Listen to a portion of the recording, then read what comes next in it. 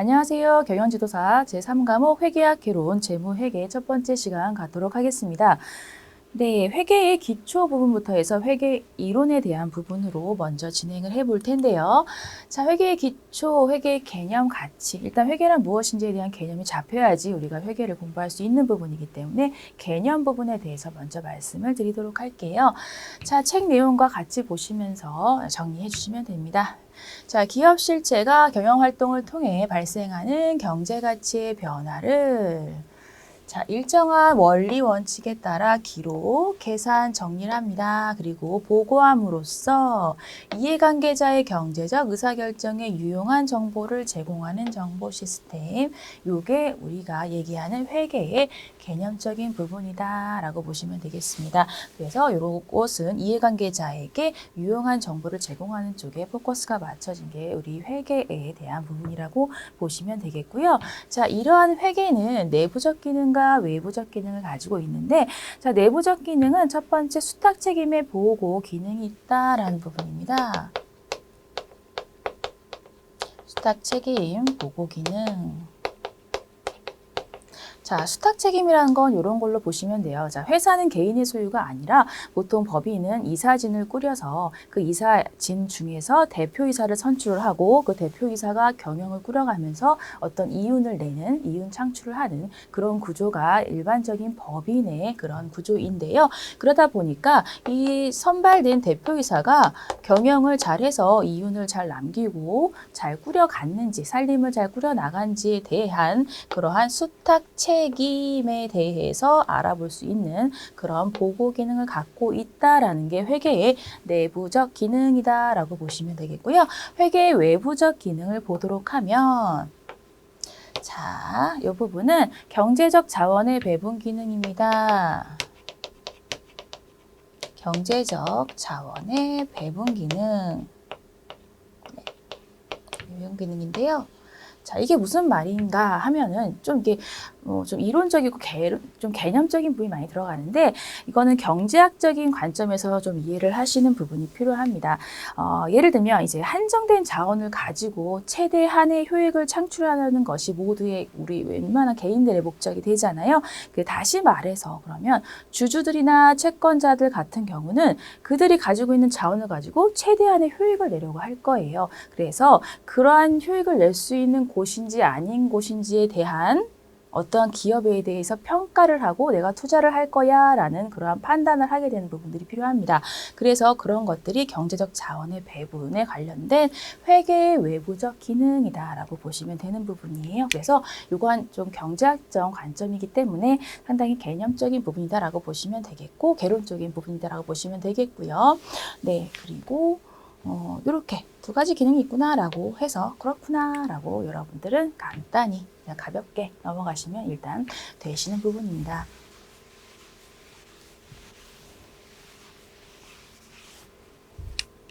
자, 다음으로 단식부기와 복식부기라고 해서 단식부기, 복식부기의 차이점에 대해서 설명이 되어 있는 부분인데요. 자, 단식부기 같은 경우는 재산 상태의 변화 중 일부를 간편하게 기록하는 게 단식부기입니다. 그래서 간편하게 기록해요, 말 그대로. 네, 간편하게 기록한다라고 보시면 되겠고요. 그러다 보니까 이제 자가 검증의 기능이 없고요. 현금, 채권, 채무 등의 일부만을 기록 대상으로 하고 있다라는 부분입니다. 재무 상태와 경영 성과의 파악이 불완전하다라는 부분인데요. 그래서 예를 들면 이런 것들이죠. 나 사무용품 얼마에 샀어 라고 그냥 기록하는 거. 요걸 간편 기록이라고 생각하시면 되겠고요. 자, 복식부기는 간편하게 기록하는 그런 부분이 아니라 회계의 원칙에 따라서, 즉 이중성의 원칙에 따라서 기록을 한다라는 부분. 그래서 회계 원칙에 따라 기록합니다.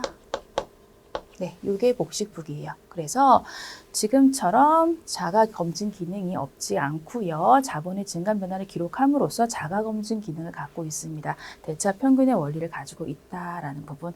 그래서 자가 검증 기능이 있고요. 요것과 비교해 봤을 때 자, 사무용품 얼마 샀어가 아니라 자, 사무용품, 소모품이라고 얘기하는데 소모품 얼마 샀고 난 현금으로 샀어 라고 하는 차변, 대변, 대차 평균의 원리에 의해서 기록하는, 즉 회계 원칙에 따라 기록하는 게 복식부기다라고 생각하시면 돼요.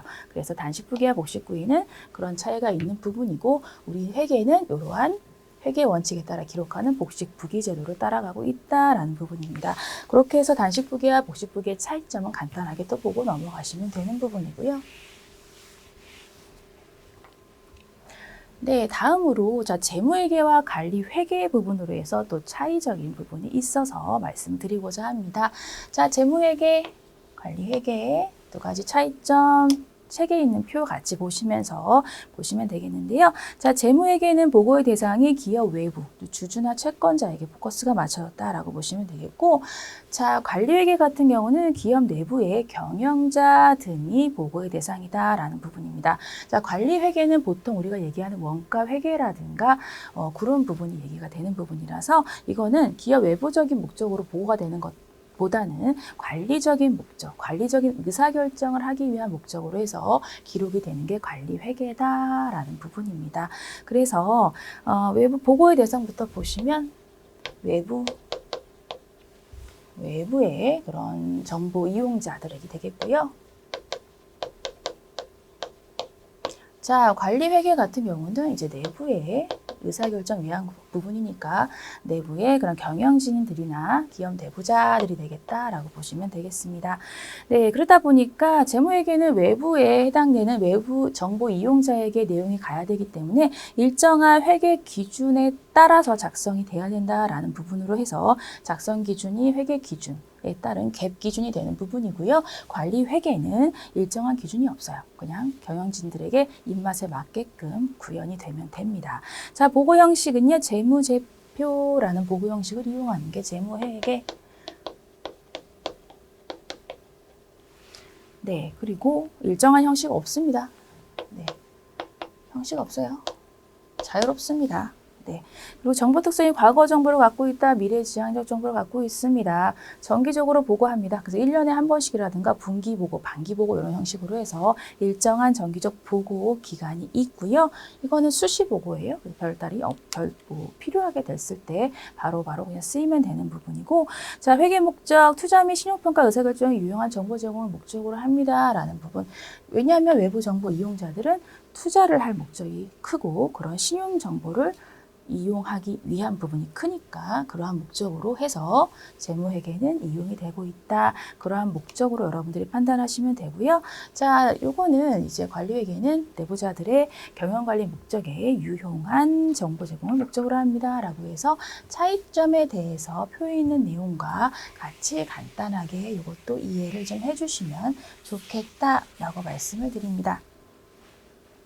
네, 다음으로 재무보고를 위한 개념 체계 부분으로 해서 책에 있는 표 같이 보시면서 여기 있는 내용으로 간단히 정리를 해볼 텐데요. 재무보고를 위한 개념 체계입니다. 일반 목적 재무보고의 목적으로 해서 일반적으로 가지고 있는 목적을 가지고 있는 재무보고 목적은 무엇입니까? 라는 부분입니다. 그래서 일반 목적 재무보고의 목적인데요. 내용을 잠깐 보시면, 투자자가요, 기업의 자원을 제공하는 것에 대한 의사결정을 할 때, 보고 기업에 유용한 재무 정보를 제공하는 것을 목적으로 합니다. 라는 부분입니다. 그래서 요거는 유용한 정보를 제공한다.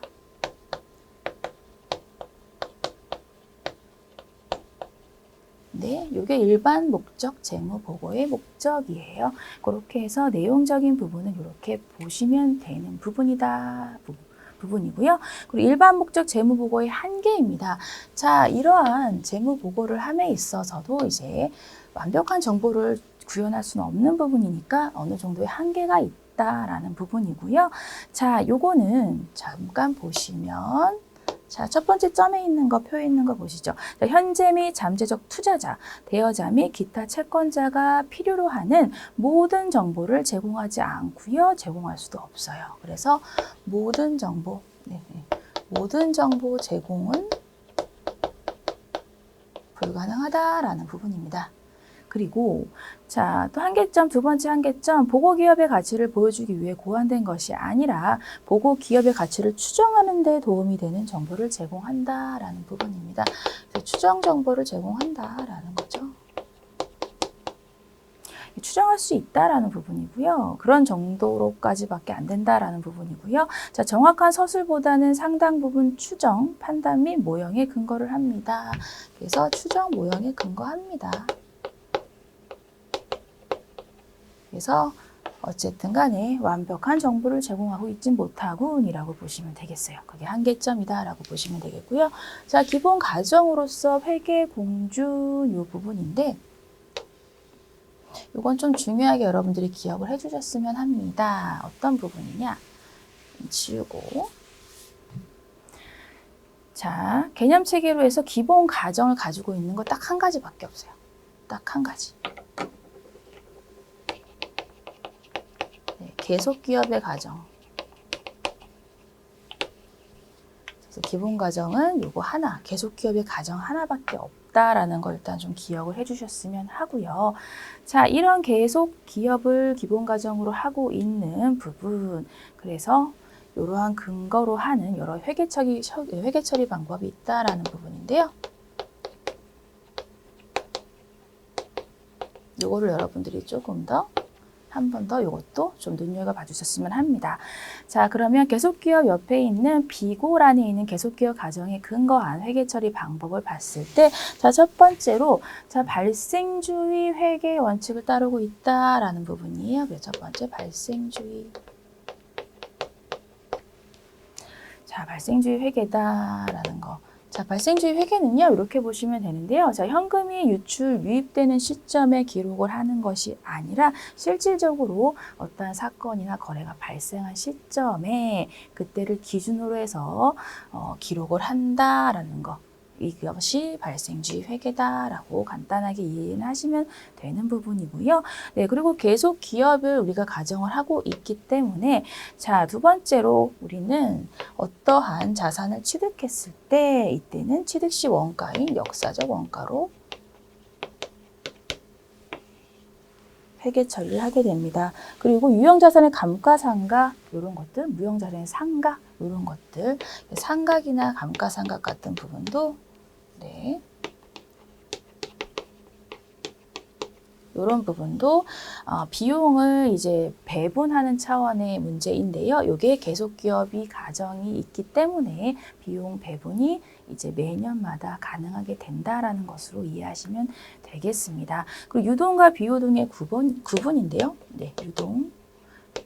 비유동을 구분할 수 있는 것도 자, 유동 같은 경우는 보통 1년을 기준으로 해서 1년 안에 들어오면 유동, 1년을 초과하게 되면 비유동이라고 얘기를 하는데 그 1년 기준을 가지고 있는 부분도 기업이 계속 영위될 거야. 계속 기업을 가정하고 있기 때문인 거죠. 그래서 그러한 것들 알아두시면 되겠고요. 수익비용 대응 적용하는 부분 이런 것들도 계속 기업 가정에 따라서 회계 처리가 되는 부분이다라는 부분입니다. 그래서 이러한 기본 가정에 따른 즉 회계 기업의 계속 기업의 가정 요거에 따라서 여러 가지 회계 처리 방법이 나올 수가 있는 부분이라서 요걸 여러분들이 좀 같이 기억을 해주셨으면 하는 부분이고요. 자, 다음으로는요.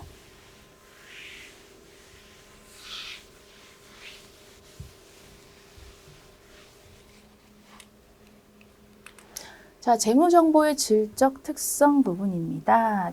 질적 특성은 근본적인 질적 특성과 보강적 질적 특성으로 해서 발음이 어려워요. 질적 특성. 그래서 네, 근본적인 질적 특성.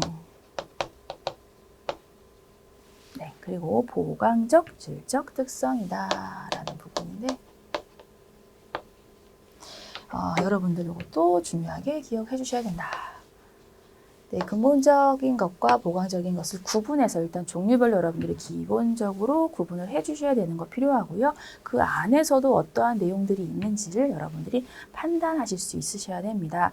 자, 근본적 질적 특성 안에 또 두 가지 특성으로 또 크게 나눠집니다. 라고 해서 비고란에 있는 것 칸 같이 보시죠. 자, 목적 적합성. 그리고 자, 표현 충실성.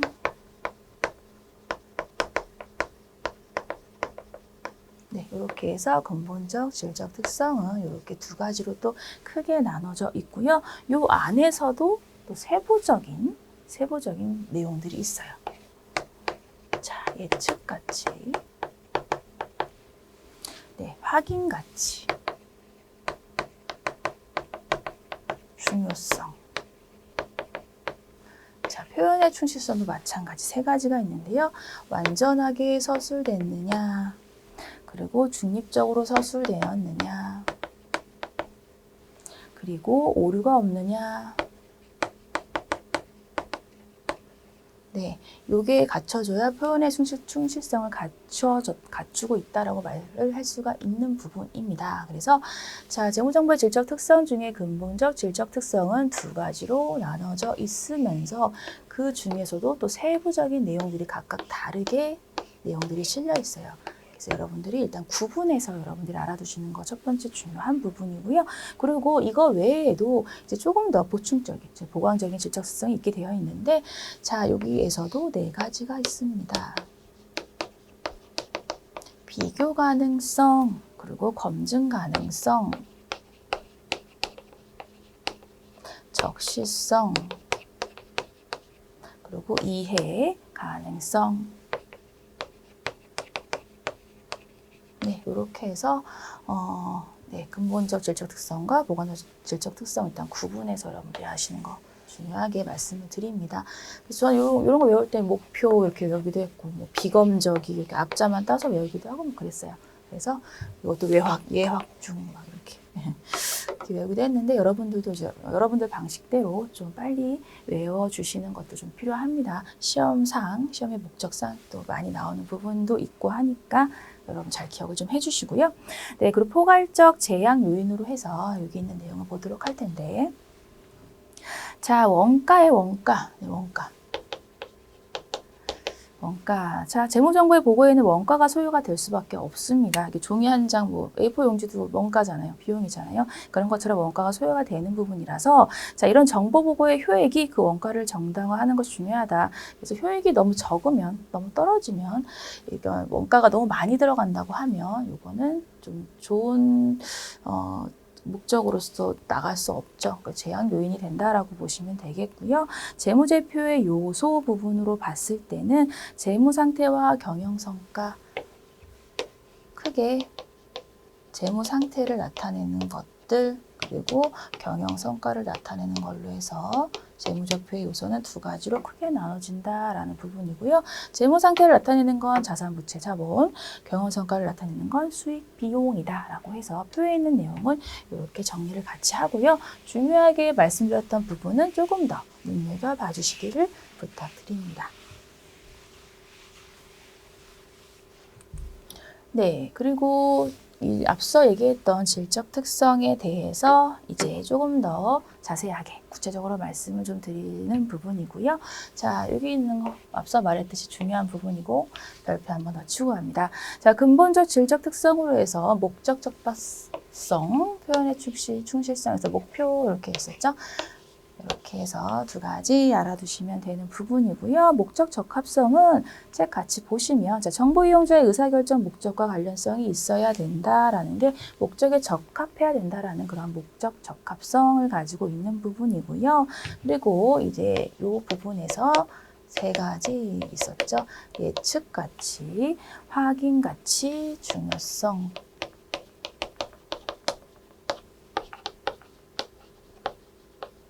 이렇게 세 가지가 있었습니다. 자, 예측가치 책 같이 보시면, 자, 정보 이용자가요, 기업 실체와 관련해서 과거, 현재, 미래의 사건을 평가하는 데 도움을 제공해야 된다라는 거. 그래서 이런 재무제표를 보고서 좀 예측할 수 있는 부분들이 좀 필요할 수 있다라는 부분입니다.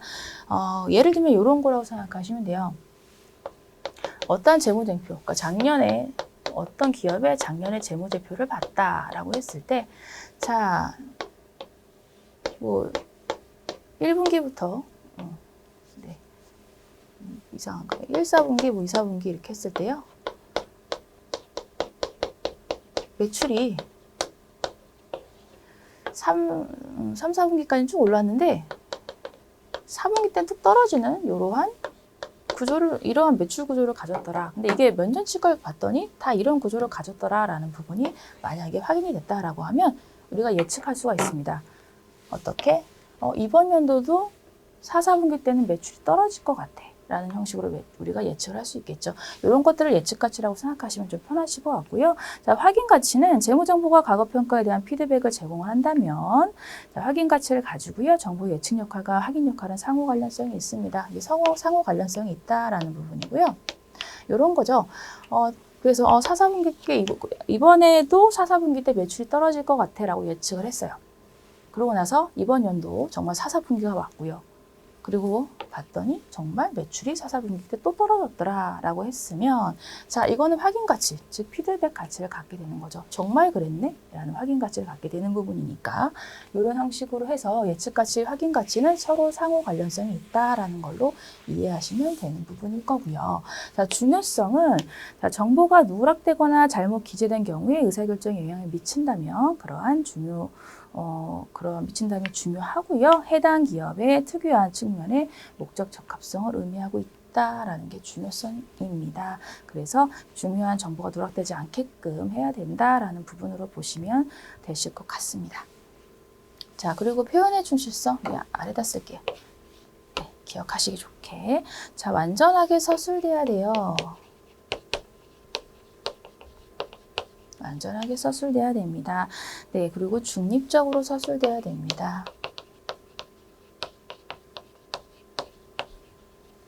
네, 그리고 오류가 없이 서술돼야 됩니다.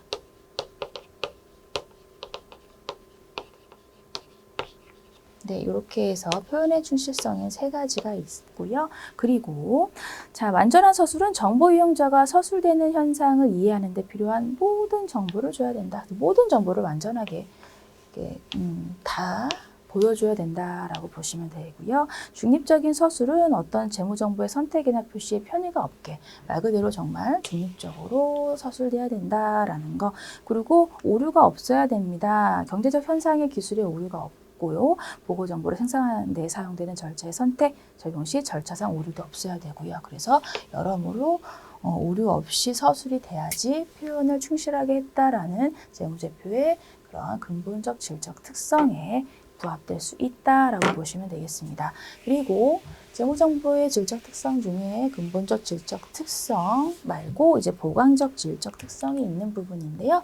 자, 보강적 질적 특성 4가지 있었습니다. 자, 비교 가능성, 네, 검증 가능성, 적시성, 이해 가능성,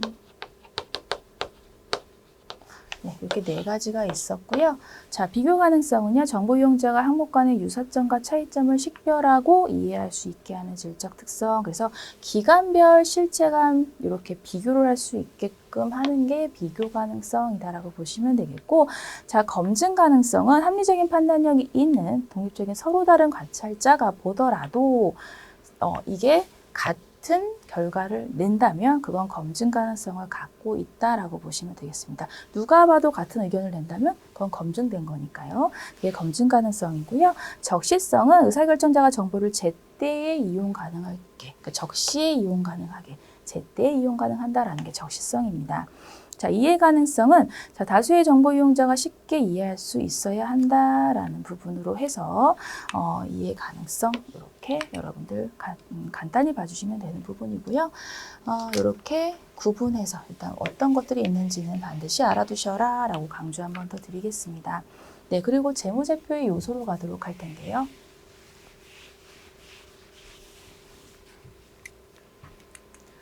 자, 재무제표 요소입니다. 자, 재무 상태를 나타내는 부분으로 해서 이제 재무 상태표 부분이 있고요. 네, 그리고 성과를 나타내는 부분으로 해서 포괄 손익 계산서. 네, 여기 있습니다. 근데 먼저 재무 상태에 해당되는 재무 상태를 먼저 보도록 하겠습니다. 여기는 재무제표의 요소 상당히 중요한 부분이고요. 어떤 것들이 있는지 차례차례 보게 되면 자, 재무 상태를 나타낸다라는 부분으로 해서 자산, 그리고 부채, 자본 3가지를 나타내는 게 재무상태표라고 보시면 되겠고요. 자, 자산은요, 과거 사건의 결과를 통제하고 있고요. 미래 경제적 효익의 유입이 기대되는 자원, 이게 자산의 의의라고 보시면 돼요. 그래서 이러한 문구들 여러분들이 좀 개념적으로 좀 잘 챙겨주셨으면 합니다. 그래서 과거 사건의 결과를 통지하고 있고 미래의 경제적 효익에 유입이 기대된다, 통지하고 있다 이런 것들이고요. 자, 자산 판단 여부는 물리적 형태가 필수적이지 않습니다. 왜냐하면 유형 자산도 있고 무형 자산도 있기 때문에 그래서 물리적 형태가 필수적이지 않다라고 얘기하고요. 소유권이 필수적이지 않다라는 부분인데 이러한 것들은 금융 리스 이런 것들이 있기 때문에 그런 것도 이제 소유권이 필수적이지 않다라고 보시면 되겠습니다. 네, 그리고 자산의 창출 여부가 미래에 발생할 것으로 예상되는 거래나 사건 자체는 아니다라는 부분이고요. 그리고 이제 뭐 반드시 지출을 수반하지 않아도 된다라는 부분. 그래서 뭐 자산 수정 이익이라든가 이런 것들이 이제 되는 부분이다라고 보시면 되겠고, 여기는 뭐 좀 개념적인 부분 이런 것들을 좀 챙겨주시면 좋겠다라고 말씀드립니다. 부채는 자산과는 조금 반대되는 개념이 좀 들어갑니다. 자, 과거 사건의 결과로 미래의 경제적 효익이 자산은 유입되는 건데 부채는 유출됨으로써 이행될 것으로 기대되는 현재 의무, 이게 부채예요. 이것도 요 문구 잘 기억해 주시고요. 뭐 법적 의무와 의제 의무를 포함하고요. 추정을 통해서도 부채 인식 가능하다. 자, 법적 의무는 법적으로 반드시 이제 져야 되는 의무가 법적 의무 말 그대로 얘기되는 부분이고요. 의제 의무 같은 경우는 법적으로 반드시 의무를 지지 않아도 되지만 사회 통념상 좀 이 정도 의무는 저 기업의 규모로는 이 정도의 의무는 져야 되지 않겠어? 라고 어떤 기대하는 사회 통념상 기대되는 그런 의무를 의제 의무 정도로 생각하시면 좀 편하시고요. 그리고 추정을 통해서도 부채 인식이 가능하다라는 부분은 이제 충당 부채를 인식하는 부분 이런 것들이 해당이 된다라고 보시면 되겠습니다. 네, 그리고 자본인데요. 기업의 자산에서 모든 부채를 차감한 후에 자녀 지분으로 측정을 한다라는 거. 그래서 자산에서 부채 뺀 게 자본이다라고 보시면 되는 부분입니다. 그래서 그런 자산에서 부채를 뺀 거, 그 부분이 자녀 지분이라고 얘기를 하고요. 그게 자본의 성격을 갖고 있다라고 보시면 되겠습니다. 뭐 이런 형식으로 해서 자산, 부채, 자본은 이 정도 이해하시고요. 다음으로는 재무 상태가 아닌 경영 성과를 나타내는 포괄 손익계산서, 이제 손익계산에 대한 부분이고 손익계산서에 대한 부분으로 해서 수익, 비용, 포괄이 이렇게 해서 성과에 대한 부분은 이렇게 나오게 됩니다. 자, 포괄이익은 기업체가 일정 기간 동안 소유주와의 자본 거래를 제외한 모든 거래나 사건에서 인식한 자본의 변동이라고 생각하시면 되는 부분이에요. 그래서 소유주와의 자본 거래라는 의미는 뭐 증자나 감자 이런 것들 하는 것들이 소유주와의 자본 거래라고 생각하시면 되겠고요. 이런 것들을 제외한 모든 거래 사건에서 인식한 자본의 변동이다라고 보시면 되겠습니다. 수익은 자산의 유입 증가, 부채의 감소에 따라 자본의 증가를 초래하는 특정 회계기간 동안의 경제적 효익의 증가, 이 정도 이해하시면 되는 부분이고요. 지분 참여자에 의한 출연과 관련된 건 제외한다. 그래서 요거 소유주와의 자본 거래를 제외한 차익이다라고 생각하시면 되겠습니다. 그래서 뭐 유상증자나 이런 것도 생각하시면 되겠고요. 비용은 수익과는 좀 반대되는 개념이죠. 그래서 자산의 유출, 소멸 이런 것들이고 자본의 감소를 초래하는 경제적 효익의 감소. 해서 수익과는 좀 반대되는 개념이 수익 비용이다라고 생각하시면 되겠고요. 이것도 이 정도 차손을 포함합니다. 라는 부분. 네, 그래서 간단히 이것도 개념적인 부분만 이해해 주세요. 네, 다음으로 재무제표 요소의 인식입니다. 재무제표 요소의 인식 첫 번째 부분으로 해서 책에 있는 걸로 해서 간단히 볼 텐데요. 재무제표 요소의 정의에 부합하고 인식 기준을 충족하는 항목을 재무상태표나 포괄손익 계산서에 반영하는 과정. 이런 것들을 재무제표 요소를 인식하는 거다라고 보시면 되겠고요. 자, 이러한 재무제표 요소를 인식하기 위해서는 이러한 인식 기준을 충족해야 된다라는 부분인데요. 두 가지를 모두 충족해야 돼요. 미래 경제적 효익을 발생할 가능성이 있는지, 측정의 신뢰성이 있는지 부분에 대해서 모두 충족을 해야 인식을 할 수 있다라는 부분입니다. 네, 그렇게 해서 모두 충족해야 된다라는 부분, 뭐 그 정도 보시고요. 네, 다음으로 재무제표 요소의 측정 부분인데요. 자, 여기 첫 번째, 표에 있는 거 같이 보시면서 볼게요. 자, 역사적 원가입니다. 자, 역사적 원가 부분은 자산 부분으로 먼저 보게 되면, 자, 역사적 원가의 자산 취득의 대가로 취득 당시에 지급한 현금 또는 현금성 자산이나 그 밖의 대가의 공정가치. 공정가치는 그냥 현재 시장 가격이라고 생각하시면 좀 편하시고요. 그래서 요거는 역사적 원가는 그냥 쉽게 말하면 그냥 취득 원가라고 생각하시면 좀 편하게 다가오실 겁니다. 네, 그 현행 원가. 자, 현행 원가는요, 자산 부분만 볼게요. 표에서 자산에 있는 설명, 자, 보도록 하시면, 동일하거나 동등한 자산을 현재 시점에서 취득할 경우, 대가로 지불해야 할 현금이나 현금성 자산의 금액입니다. 그래서 현행 원가는 다른 걸로 바꿨을 때, 다른 것으로 대체했을 때, 다른 것으로 바꿨을 때 요거를 현행 원가라고 생각하시면 되는 부분이고요. 자, 요거는 예를 들면 좀 원재료 같은 거. 지금의 원재료를 다른 재료로 바꿨을 때 대가가 얼마인가라는 게 현행 원가라고 생각하시면 된다라고 생각하시고요. 다음으로는 실현 가능 가치입니다.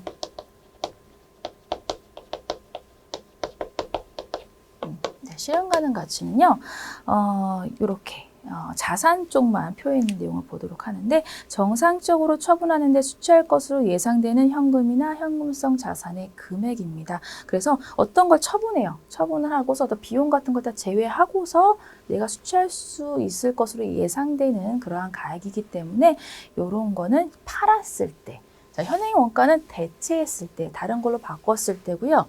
실현 가능 가치는 팔았을 때라고 생각하시면 돼요. 팔았을 때. 그래서 이런 것들은 예를 들면 상품이나 제품 같은 거, 그게 실현 가능 가치라고 생각하시면 됩니다. 제품 같은 거. 현행 원가는 대체했을 때, 실현 가능 가치는 팔았을 때예요. 그렇게 생각하시면 되시는 부분이고요. 현재 가치.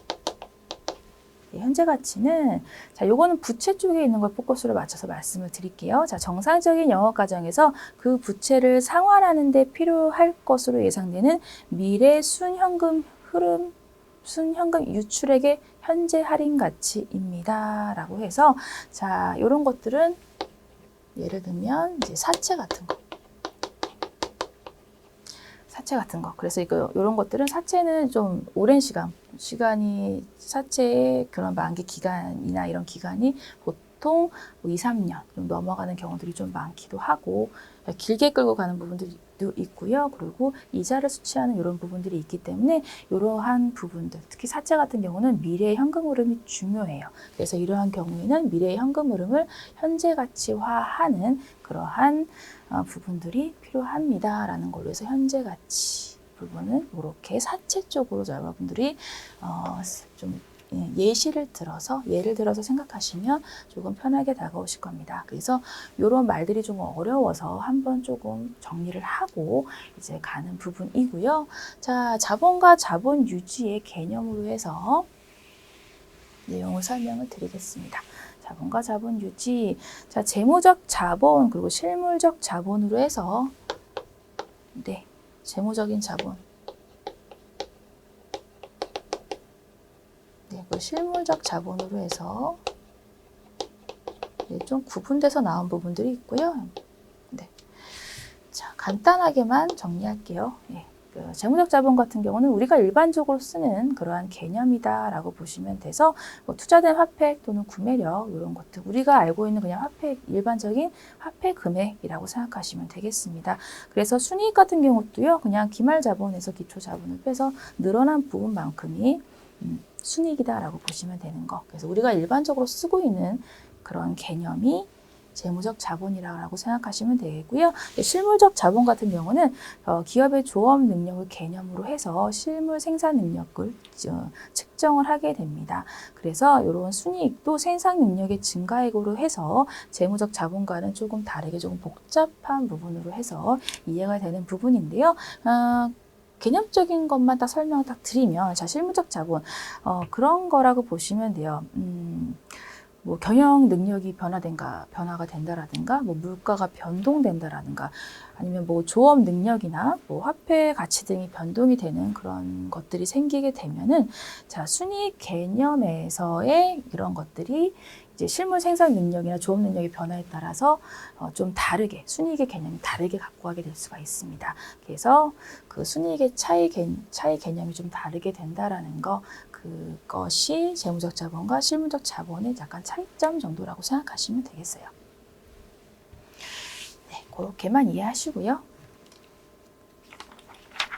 자, 회계 원칙으로 해서 회계 원칙 의의를 보도록 하겠습니다. 자, 책 같이 보실게요. 자, 양가로 1번. 자, 이해관계자의 경제적 의사결정에 유용한 정보 제공을 공정하게 제공하기 위한 보편, 타당하고 합리적인 회계의 규범, 요거를 일반적으로 인정된 회계 원칙 또는 회계 기준이라고 합니다. 라고 해서 회계 원칙에 대한 거 양가로 1번에서 개념적인 부분 설명이 되었고요.